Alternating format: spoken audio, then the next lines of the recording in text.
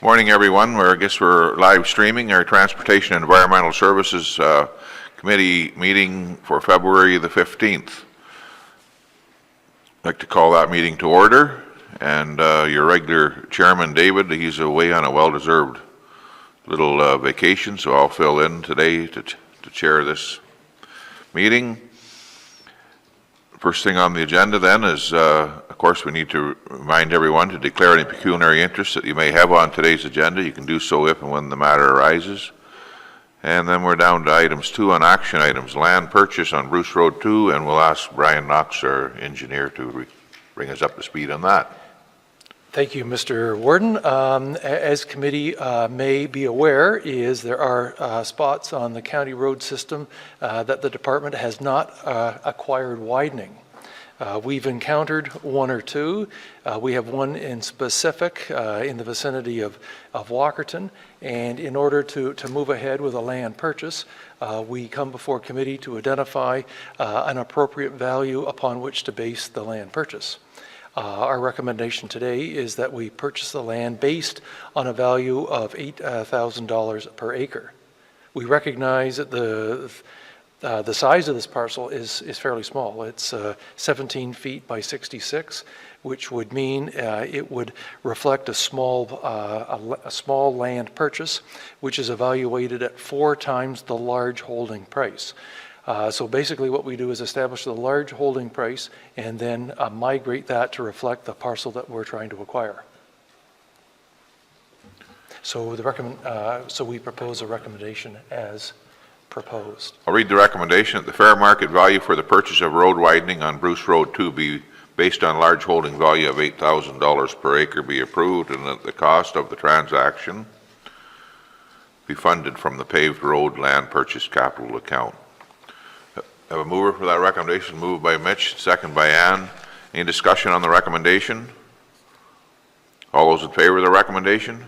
That's carried. Thank you. We're on to 2B, permission for all-terrain vehicle use on certain county roads. Brian. Thank you, Mr. Warden. As committee may be aware, we've got a number of sections of county roads where we have permission for ATV usage. I think council, committee at local level are probably aware that the authorization is a permissive bylaw in the sense that we have to create a bylaw to allow the use of the road. So in the absence of a bylaw, use by ATVs and a variety of similar vehicles is not allowed. So we had attached the old bylaw, 17041, that addressed the type of vehicle, that addressed the requirements of use on the county road, and identified the 3 portions of county roads that are presently authorize the use of ATVs and ATV-like vehicles.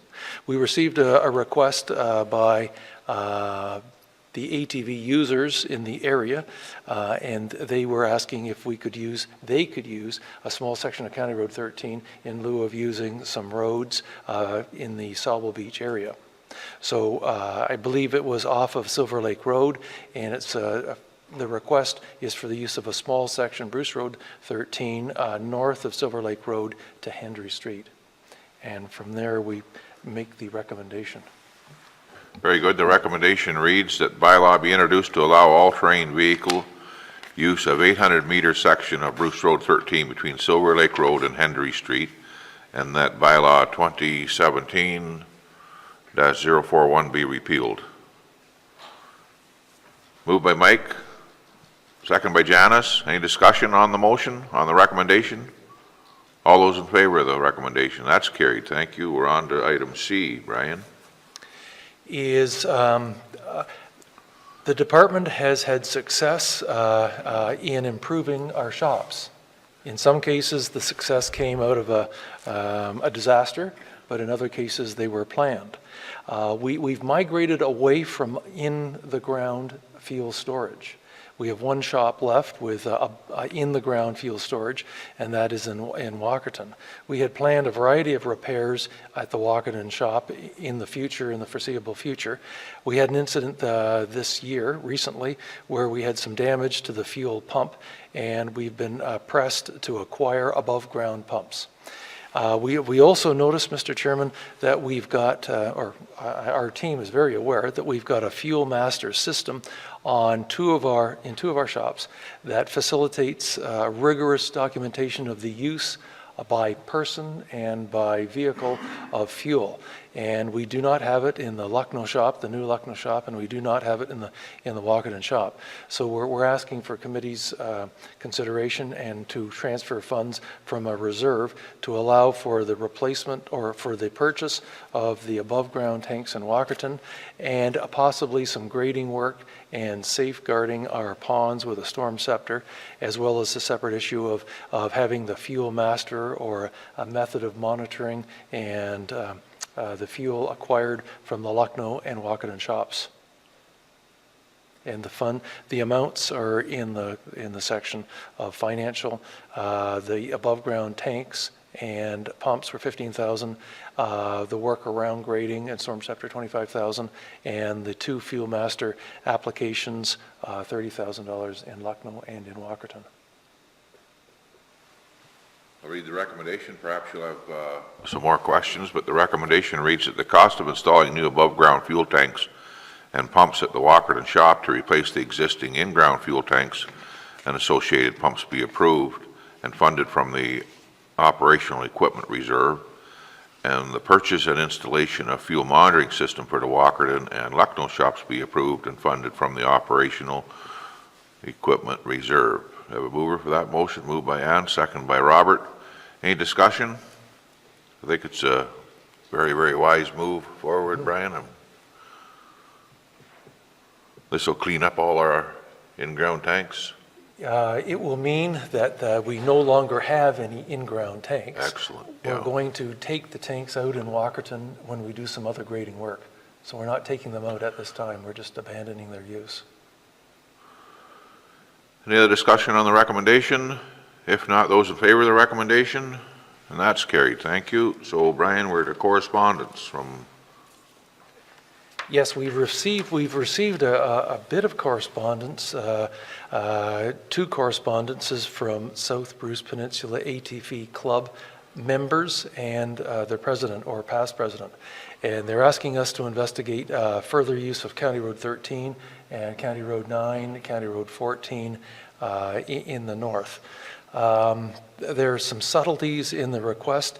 We'd like to meet with the two people that submitted the request with team members, I believe our trail manager, or our about-to-be trail manager, as well as our operations manager and foreman from the north, and talk a wee bit about their specific proposals. There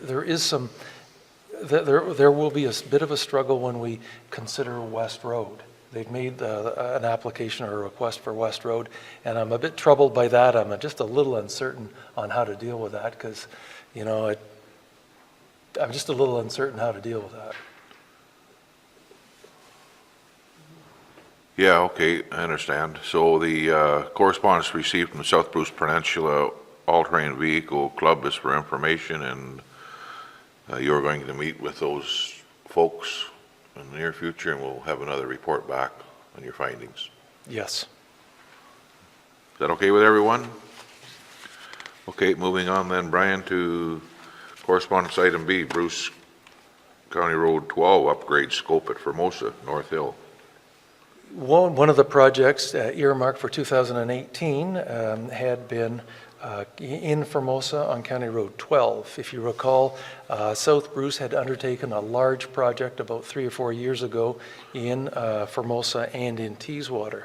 And there was a system put in the north end of Teeswater for sanitary sewers, which was in the boulevard and did not require the paving of the road itself.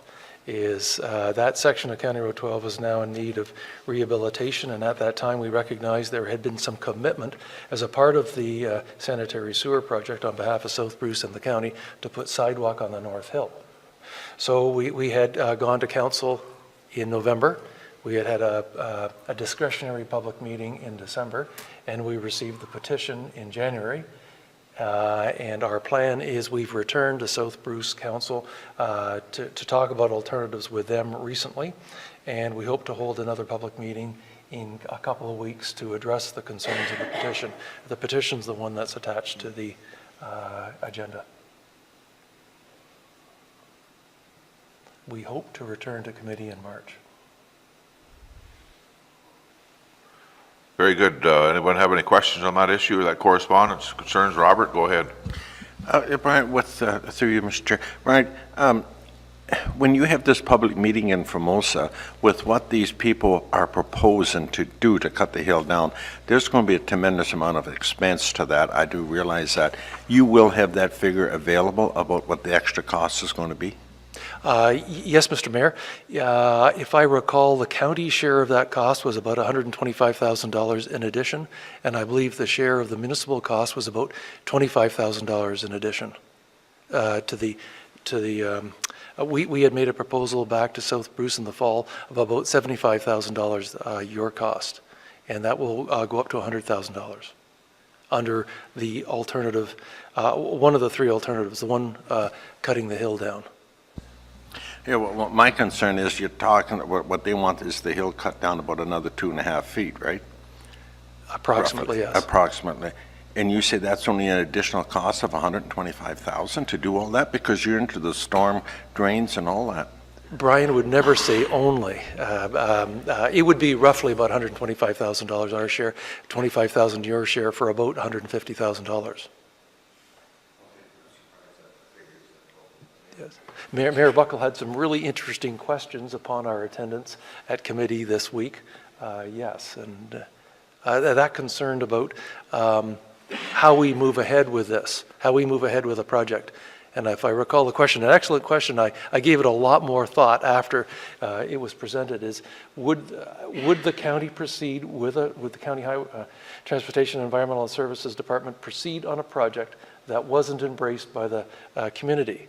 And I had to reflect back on history, and normally we do not. We've got a bunch of examples where we hesitate when we don't have local council endorsement and community buy-in before we do the work.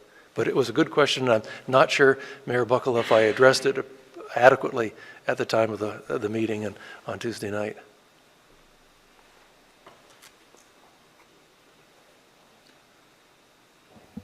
Anything further on that? Correspondence? Okay, Brian, thank you. So, information items, Bruce Road 33 realignment. Thank you, Mr. Warden. Another large project. We've been before the committee a number of times on this project. Why don't I skip right down to the plan? Is on County Road 25, County Road 33, in Port Elgin. We've been at a master plan for many years. We culminated the master plan in the spring of this year. It identified conceptually how we would blend a number of things, drainage and road alignment. So with that master plan, we identified a variety of projects, some Schedule A and some Schedule B. The Schedule A projects are ones that do not require further open houses, public meetings. The Schedule B projects do require further studies and further involvement of the public. So in order, when we looked at the individual projects, we had a 2018 project being the storm sewer from close to Highway 21 down towards the lake in 2019. The second phase, we're going to be doing road work from the intersection down by the lake, which is getting the road, Shipley Avenue, all the way to the proposed Bruce Street. And that's 2019. In 2020, we anticipated going from the proposed Bruce Street to Highway 21. In 2021, the fourth and last phase, which was the relocation or realignment of Bruce Road 33 to align with the proposed Bruce Street. It was evident to the project team that we needed to jump ahead and do a Schedule B for the realignment sooner than later to approach the landowners and to set that it was clear what we were doing on the realignment that supported the phases in 2019, 2020, and obviously 2021. So we, as acknowledged earlier this year, we put the ad in the paper and we got concerning the realignment of County Road 33, and we got a lot of interest on this year's Schedule A project. So we originally had anticipated striving for this committee meeting to make a recommendation on the realignment of County Road 33. But since we've had so much interest in the projects, we've hesitated, and further work has been done by Saugeen Shores as well as ourselves to better understand and communicate with those making comments. So we are hesitating, we're reviewing comments at this time, and hope to return to committee in March with a proposal for the realignment of County Road 33. I do have to acknowledge that of the design team, we've got Saugeen Shores, the Director of Public Works, and doing a very, very good job in assisting us on some very local issues that she's addressing down by the lakeshore. So on that matter, Mr. Chairman, our recommendation is based on a bit of a hesitation for us to respond to the comments. I believe that there has been a meeting with interested parties concerning with the outfall of the system, and we hope to sort of consolidate that and further review the comments in order to come before the committee in March. Just don't be coming back here in March thinking you're putting it off till April. We want to see it here in March. Yeah, as we iterate and There's receive a lot of we going on here, yeah. Yes, well, we as the department, as Saugeen Shores, as design team, we often think there's value in these hesitations as we get public comment and we build upon them and respond to them before we move on. I respect that, Brian, thank you. So, West Road Environmental Assessment, Brian.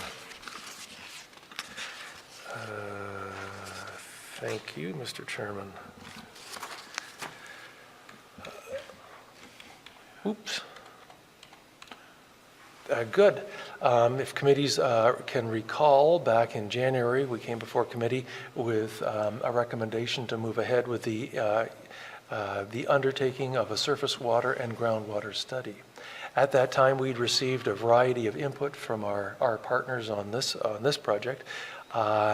Just afterwards, we received information from one of our partners upon which we considered, spent some time, embodied in the terms of reference that we have attached today. So today we attach the terms of reference, what we call the final terms of reference, upon which we're springboarding to undertake the work for the surface water and groundwater study this winter and into the spring.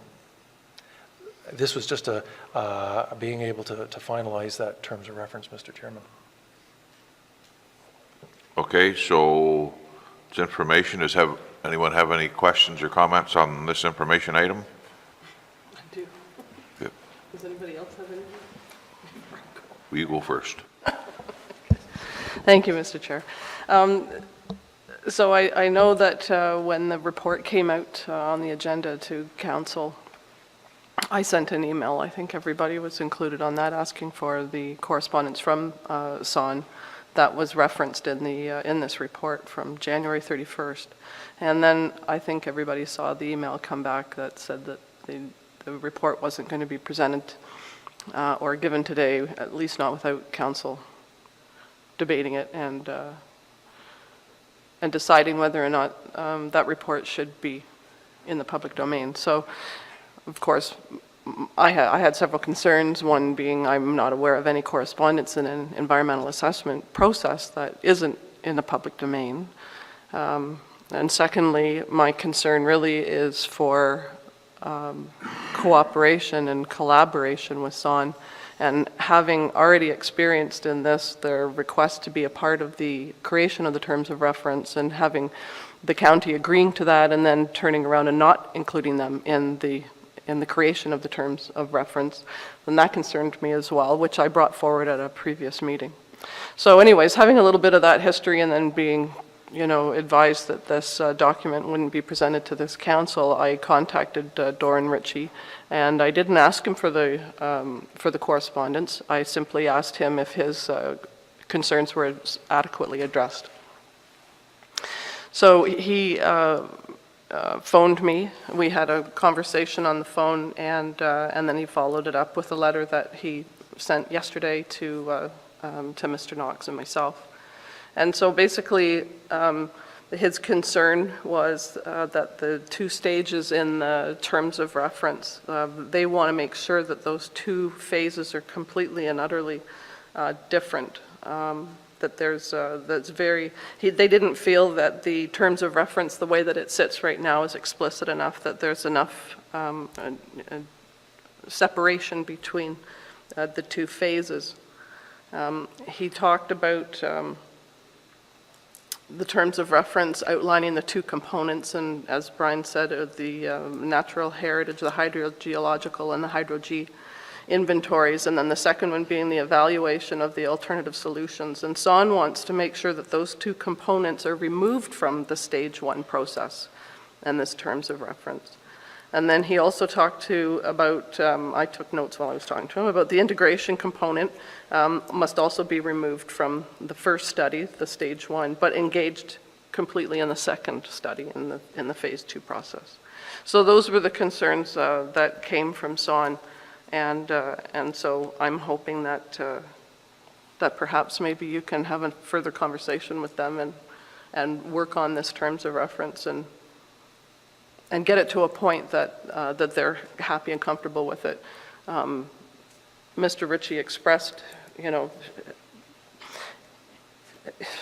a bit of frustration over the communication, and he felt that if things kind of continue the way that they're going, it's going to take a very, very, very long time to get this project completed. I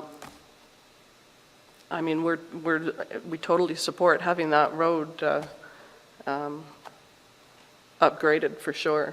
And so it would be nice to not have it upgraded in 10 or 15 years from now. But I would hate to see this whole issue go back to the OMB for another go at it. It would be nice to have a little more cooperation, I think, with the SON, and let's just kind of move forward. So I just wanted to relay that to council and let you know where they stand, what they're looking for, and just and you've got the letter from them that pretty much spells out what I just said, and that was pretty much it. He did make a comment to me that he said in all of the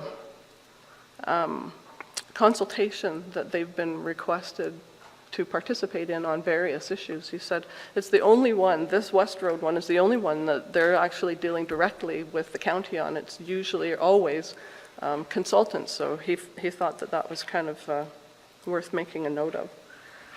But anyway, so that's basically my conversations with Mr. Ritchie, and I just wanted to relay that to council so that everybody understands that they're not comfortable with the terms of reference the way it sits right now, and they've really outlined what would make them comfortable, which you have. Thank you. Okay, thank you, Janice, for those comments. So noted. We're on to item C, the tender summary. Brian? Oh, I'm sorry, Anna didn't. Well, I was just waiting, sorry. I was waiting politely. Okay, I understand. So I just want to be sure with correspondence that I understand when it's a legal matter, then correspondence doesn't go public. Is that the criteria? I just don't understand. I just want to make sure I've got that right. Through you, Mr. Chair, when it comes to anything to do with negotiations with a third party, our practice is not to bring it into the open domain. We are a public institution, but negotiations are not public. And if there is a Freedom of Information request, then we would entertain it as per the terms and conditions of that act. We have not had any correspondence from SON indicating that have released us from sharing any information into the public domain. So we would respect our relationship with that body and not share it. Thanks. I just wanted clarity on that. Thanks. Well, Mr. Ritchie was confused as to why it wasn't in the public domain. I mean, they've been involved in many environmental assessment processes, and so he was surprised that it wasn't in the public domain. Okay, thank you for that. We're moving on anyways to the tender summary. Thank you, Mr. Chairman. The tender summary is before committee. It identifies 3 items, and none of which required a contract, and they are for committee's information. Very good. I could make my usual comment when I see these vehicles. I realize there's a process and we have a purchasing department, but it seems to me that it's still quite a crying shame that we need to buy extended and half-ton trucks out of Bruce County, let alone Grey Bruce, because I'm sure they were the best price, but only by peanuts. I'll just leave it at that. So the locals did get an opportunity to quote on these trucks, yeah. Certainly, yes. Okay. Anything else on this tender summary attached? We don't approve those by motion. Oh, there's a recommendation that the report for the tender summary for January 1st, 2018 to February the 15th, 2018 is for information. All those in favor of that information item, that's good. So 12 o'clock, look at that. My golly. Next meeting is March the 22nd, Brian. I And you got believe- a lot of work to do between now and then that you committed to. We do, Yeah, yes. that'd be great. So a motion to adjourn, moved by Mike, second by Bob. We're adjourned. Thank you, everyone.